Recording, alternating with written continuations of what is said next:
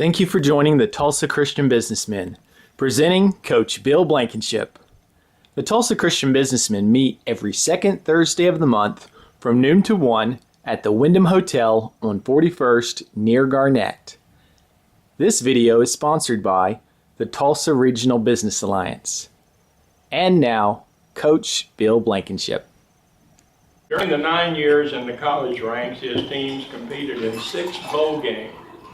In 2012, the University of Tulsa chalked up 11 victories while winning the CUSA Conference Championship in the Liberty Bowl. Currently, as a head coach for the Owasso High School Rams, Blankenship's leadership with high school teams paved the way for 5 state championships. He has coached teams at Eastwood Christian, Spiro, Edmond Memorial, Union, TU, and Fayetteville, Arkansas. A graduate of TU and former Golden Hurricane player, Bill Blankenship holds a master's degree from NSU. This is the part I like. Bill is a man of high moral integrity and Christian values. You will be blessed by what he has to say today. Let's give him a good hand, okay?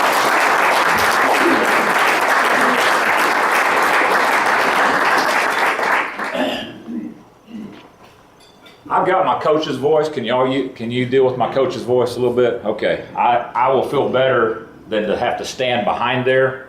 We're going to throw some pictures up here while I'm talking. And Mr. Ted, thank you again.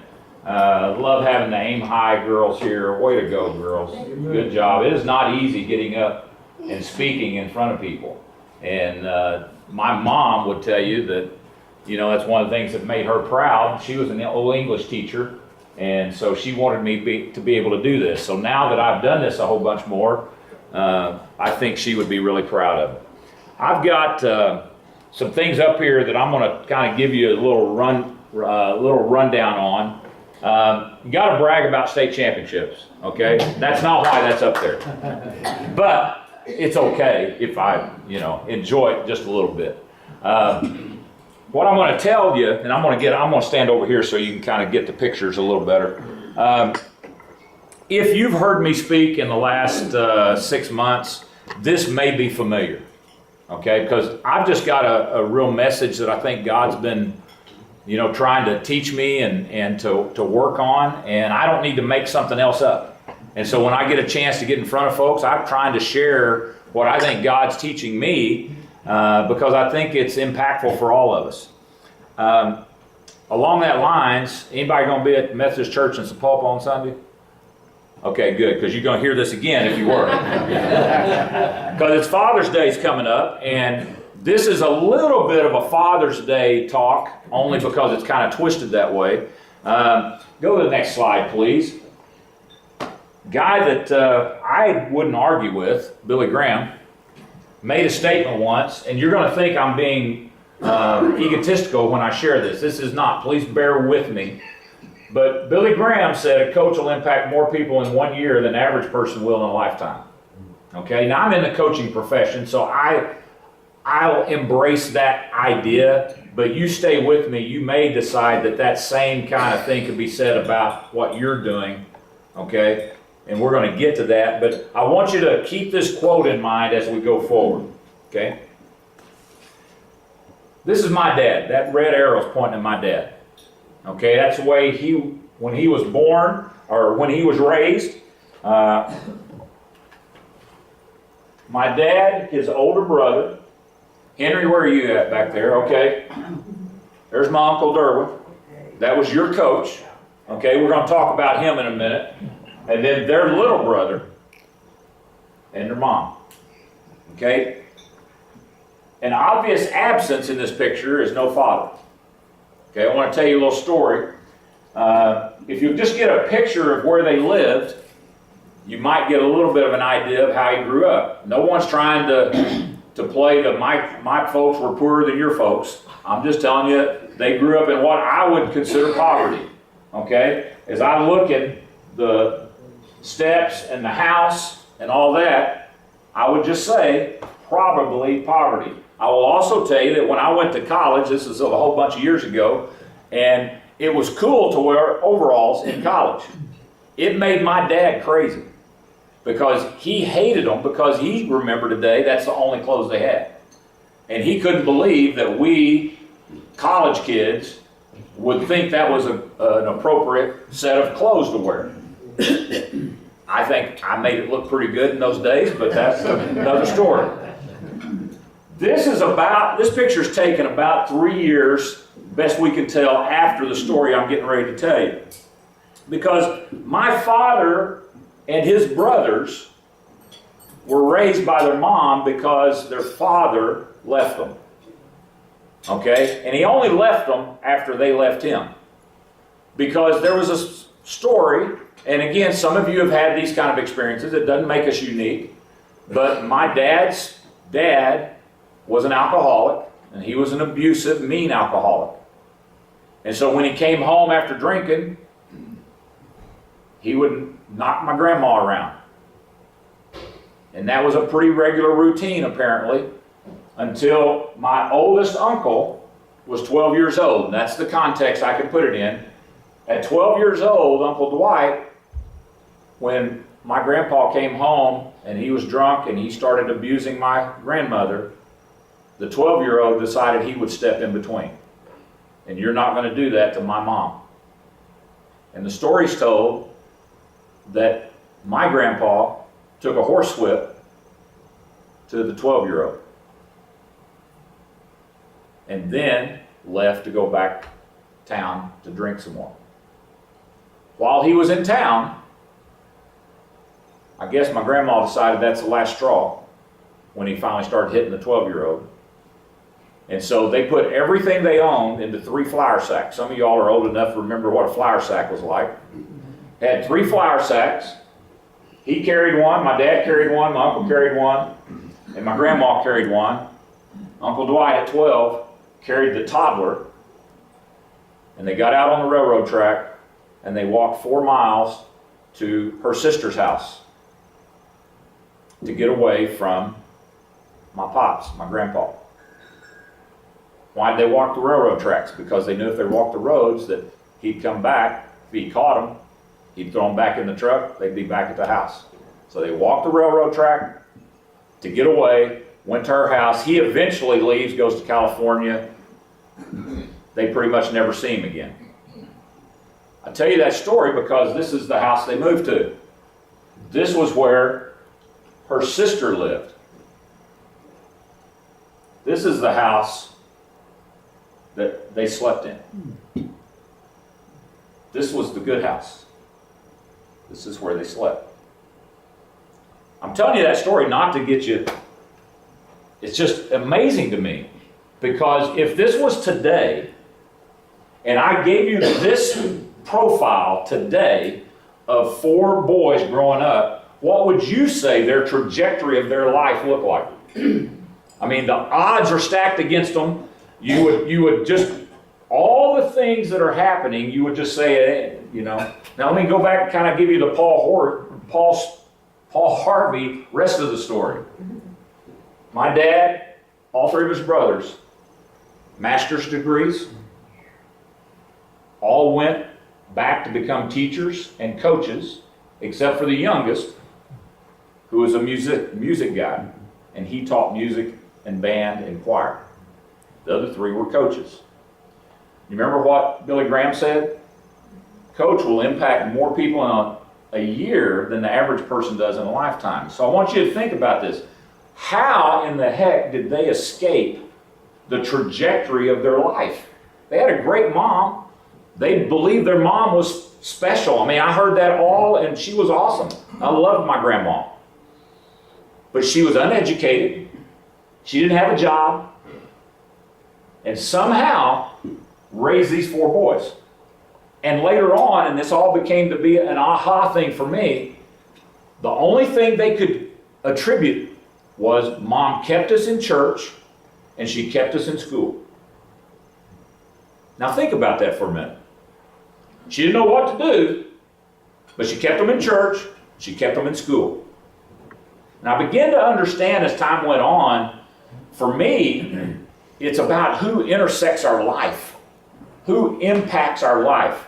I think if you think about, we all have a trajectory our life is on. Okay? And our trajectory is impacted in positive ways and in negative ways. You see, my trajectory is here, but if I hear long enough that you're no good, you're stupid, you're ugly, you're a failure, then it changes my trajectory. But if my trajectory is here and people come alongside, even though my trajectory is low, and all of a sudden there's somebody that says, here, here, here, you have a purpose. You have a destiny. What would the Bible say? I love that because they're making an impact that's changing the trajectory of real lives. My dad used to talk about the guy at the dime store. You know, the dime store. Some of y'all don't know what the dime store is. Thank you. The guy at the dime store, though, they gave him a pair of shoes so he could play basketball. Well, it's interesting. All of them got involved in activities. They all got involved in sports. They all got involved in music or sports. And it kept them in school and in church. Now, what did the church do? Obviously, there's the spiritual component, but they got around men like you. They got around people like you. And that was the impact that somebody would begin to give them. And again, we'll come back to this picture in a few minutes. This is some of my coaching staff at Owasso. I want you to see this guy that looks like Santa Claus. I want to tell you his story real quick. He grew up in Turley. Go to the next one. He grew up in Turley, and I won't tell you his whole story. That's him right back here. See him look? I mean, to me, that's hilarious. This was at the state championship game, the 1st of December. That weekend, I think he's at the mall, you know, meeting with kids. I don't know. That's what we accused him of, trying to double dip, you know, and do all that. I love this picture because these were two of our brothers on the team that were taking pictures after the game. You know, one was a junior and one was a freshman, and they're taking pictures. Do you know who these kids are? Those are my grandkids, photobomb. They don't need, why are they in the picture? But my grandkids decided they would just get in the picture and take a picture with them. Now, let me give you a little news flash. These guys right here, they don't have any clue about how my dad was raised. You see, because the way I was raised, my dad stayed with my mom. College, education, that was just the expected thing. I didn't know any different. I didn't understand. I just did what I was raised. I mean, my trajectory was here because my mom and dad, that's the way I was raised. My dad's trajectory was like this. The odds of him overcoming. Are you following me? But what about these guys? 2 generations removed. Because of their great-grandpa, it's just normal. Go back to Paul. Paul's story is similar to my dad's story. Raised in Turley. His dad was an alcoholic. Dad was a drunk. Wound up leaving him. Giving you the short version. Mom she had been very young when she had him. So after the dad left, she starts partying. She starts, you know, doing what people do. Paul moves around all over Tulsa. Eventually has to live across the street from a car dealership. He talks about being a teenager and going across the street to the dealership to get up in the cab of one of the semis that parked there so he could sleep while she's having her drug parties. Okay? I'm not trying to make, we all have, there's lots of those stories, okay? What happened? She finds a good man. Good man says, hey, we're going to move to Spiro. Happened to be where I grew up. He thought they meant Sperry. They get in the car and they start driving. He goes, well, it's taking us a long time to get to Sperry. But it was Spiro. Well, guess what happened? He got in church and he stayed in school. He had coaches that cared about him, had businessmen that cared about him, and he had church that cared about him. Paul gets his degree, decides he wants to do what? Coach. Gets into coaching, and what Billy Graham said? influencing more people in a year than probably most of us do in a lifetime. Because apparently at Spiro, there were people that began to change the trajectory of his life by impacting him in those places. All right, go to the next one. Little bald-headed guy down there, Antonio. I coached Antonio in high school at Union. Antonio Graham. He's now on my staff. I love that. Antonio grew up in Alabama. Another story, another set of group. I mean, I wish they were telling their own stories, but I'm going to tell you in a nutshell. He was born, his mom was 14 when she had Antonio. He became the oldest of, like, I think 4 other siblings. Okay? His father, Antonio never knew his father. He had a stepfather that had all the other children. Okay? And he came in his life, and he was a good man. He was a police officer and all kinds of things, and that's kind of only father that Antonio knew growing up. Antonio gets a little bit older, and something happens, and the father's out of the picture. He leaves. Kids are behind, or left behind with mom. Mom winds up getting in trouble. I think she winds up going to jail, if I remember the story right. Somehow the kids wind up with grandma. She gets sick. Now the kids are going to wind up going to foster care. They're going to be put in the system. They wind up finding, the father that left finds out, he comes back to get them. Okay? So the police officer who had raised him comes back to get the kids. So he comes back to get his kids. Antonio wasn't his. So Antonio's going to go into foster care. They track down Antonio's real father, who was living in Tulsa. Get a hold of him. Antonio comes to live with a man he's never met. Turns out to be a good man. Turns out to be a guy that had a job and took care of his business, paid his bills, was a construction or a seasonal worker, and so he, was raising Antonio. It was going well. They moved him over to Union, where I was coaching at the time. Antonio's in the 9th grade. I didn't know him. He's just a 9th grader, just moved in. Apparently at Christmas time, they were getting ready to go back to Alabama to see family. He said, I got to go deliver some presents. He goes to deliver presents, doesn't come back.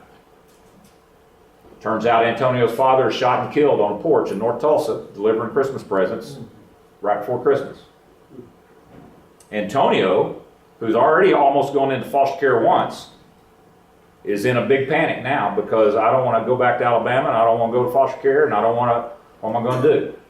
So in the 9th grade, which would be about 14, 15 years old, Antonio tells nobody that his father's been killed at school. Just keeps coming back to school. Because his father had paid up his bills, it was the winter time, had his bills paid up. Antonio's living in an apartment by himself, he's getting his own food, everything, and nobody knows. And it's several weeks before some red flags start going up at Union High School with a counselor and a coach and some people were not getting any, and we find out what went on. And then when they did, a coach, a counselor, an English teacher began to invest in Antonio and began to bring him along. All Antonio did was, he was a little behind academically, he's a really good football player, went to Pitt State on a football scholarship, but because he was behind academically, he had to sit out a year with an academic red shirt. All he does, I didn't tell you, he became our captain on the team at Union, and then he became the captain on a championship team at Pitt State, and then he got his degree in psychology. What do you think he wanted to do? He wanted to go back and coach. Antonio starts impacting more people in a year, okay, because people impacted him. I get the head coaching job at Tulsa, and I say, Antonio, why don't you come GA with me, man? He goes, I'd love to. Let me give you, I'm sorry, OU and OSU fans, I'm not trying to badmouth you, but at Tulsa, the GAs have to actually go to school. Okay? They actually have to get a graduate degree. They don't let you just come coach and not take classes. Antonio has to get into grad school while he's coaching 60 hours a week, has to be working on his master's degree, which he completed at the University of Tulsa and has a master's now from the University of Tulsa. You know what he did as soon as he finished? 3 years coaching with me, getting his master's degree, went back to Union to coach. So I came to Owasso. I said, Antonio, Now Antonio's doing what he does at Owasso. Okay, go. Just keep going. That's Antonio with another one of our kids at Owasso, another couple of the kids, the same raising, similar to maybe how he was. This is a quick story I'll tell you. This young man from Union, any of you that follow might remember Kevion Cooper. Kevion got hurt during our ball game of the Owasso Union first game. It was at the end, nobody really knew it. This is a kid you probably saw in the newspaper, on TV, had the traumatic brain injury, was in the ICU, didn't know if he was going to make it. Antonio is at my house. We're having dinner just after the game, just what you do, coaches. You go back and kind of rehash the game and just eat yourself into a coma, usually, especially if you lost. And so we were doing that very thing, and the phone rings, and it's Coach Frederick from Union. He says, "Do you have any idea where Antonio is?" "Yeah, he's sitting right here." He said, anyway, he starts telling me his story. We're at the hospital, ICU. Kevion's parents wanted Antonio, who had been his coach, to come to the hospital. First person they wanted to reach out to was this guy. That's the influence he has. All right, let's go on. Let me go back to another picture of my dad. Again, Henry. This guy was Henry's coach. Okay? Which, all right, now if it was just my dad, that'd be great, right? But there was a whole set of 4 kids that all went on to keep impacting and impacting and impacting. Keep going. All right? This guy coaches for me. This is Zach Simmons. Zach Simmons doesn't have that story. No different than my kids had that story. Guess who his grandpa is? Your old coach. My uncle's grandson is coaching with us. What would have happened if the church and the school and the business guys in Spiro, where my dad grew up, had not invested in the lives of those 4 kids? I'm telling you, their mom couldn't have done it. She had no chance. He has kids. What's he done? He's coaching. It's not about coaching. It's about changing generations. See, I used to want to go, my brothers have a ministry called One Hope, and it's very similar to Aim High. We do a lot of work with kids in North Tulsa, and the old Rose Bowl bowling alley is kind of where we base out of, and you see that all the time. And I used to go over there and I'm like, man, I want to help that kid. Man, I want to help that kid. It changed when I began to go, do you realize that if Jamari chases after God and is changed, it's not just her. It's her kids and her grandkids and their grandkids. Amen. It's generational when we reach out to help and support and make a difference, because it changes the trajectory of kids' lives. And I think we forget about that sometimes. So again, two generations removed from my uncle, and he's doing it over at Owasso as well. Just another time to quote, and then I think it's the last picture. I just go back, this is the picture I started with, and I could probably tell you stories about a lot of these guys, but there's Zach, there's Antonio, there's Paul. That's not why we won. It's not about winning. It's not about winning games. It's about winning. It's about winning lives, winning kids, winning the next generation. And so why am I bringing that up to you guys? Because I'm just telling you, God's reminding me that it's not just about what I'm doing. It's about who we're bringing with us. Okay? And I'm telling you, the guy that gave my dad the tennis shoes so he could play basketball may have as big a role as any teacher or Sunday school teacher or anything else. The guy that gave him a job so that he could pay his way might have been the guy that made as much difference in his life as anybody else. Who knows? We all got that opportunity. And I'm just telling you, that's where I want to just leave it at for you, is I'm beginning to see out of different eyes that God is using lots of us in our own little way to maybe make a difference. And so what I want you to do, it is not hard for me to want my grandkids to, I mean, let me tell you, I got 9 grandkids, 8 and under, taking them on a cruise. I mean, I'm telling you, I pray for them, I support them, I'm all over my grandkids. It's awesome, it's easy. What about my neighbor's kid that I don't know as much? Am I being intentional about trying to make a difference in somebody else's life? And that's all I'm asking you to do today is just open up your heart, open up your eyes, and begin to look for somebody to invest in.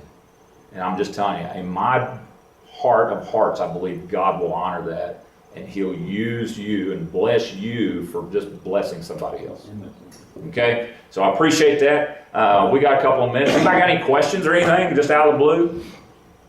Yes, sir. What's about your family? My family, man. 3 boys, all have gotten married, and 9 grandkids. Josh is the oldest. He's out in Colorado in Alamosa coaching football at Adams State University, and he loves it. My other 2 have settled into doing medical sales. They both had been in coaching at different times, and my youngest had been in coaching with me. My wife hasn't forgiven me yet because I got him fired and got my other son fired. So, you know, they never talk about it when they introduce you. They talk about all the great things you ever did and all the great, you know, well, hey, 2012, we had 11 wins. And all 2 years later, my tail was fired. So that's kind of what happens in this world. But that's why I want to redeem the time. My kids, I was going to make my little political statement here since we got so many guys.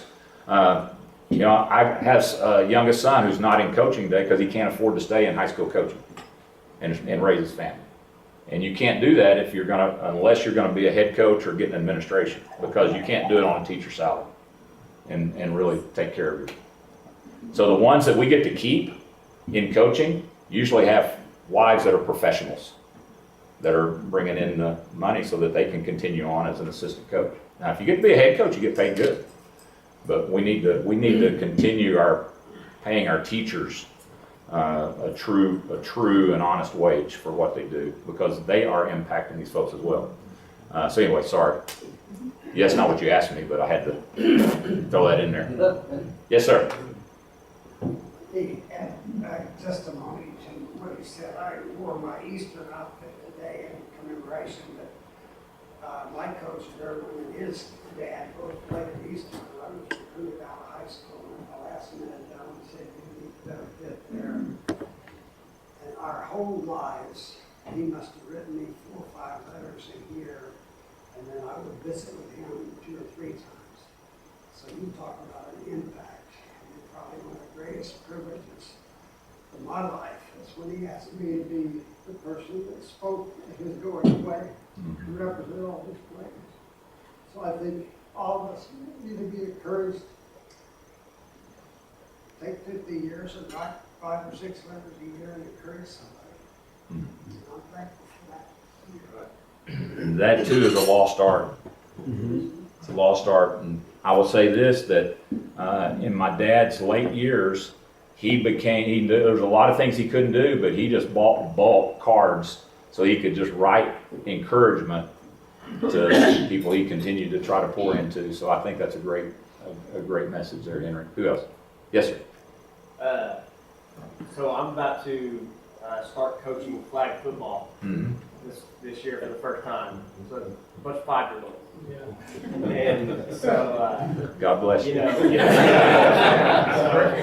can just have a special prayer after this. Yeah. But if I could teach them one thing this year, what would your advice be for that? Well, if I was speaking to you as the head coach of any of those kids that you might get someday, is I'd say teach them how to have fun. Because what I expect from my 8th grade coaches and 6th grade coaches and 4th grade coaches is to not run them off. You know, I want it to be fun enough that they want to keep playing football.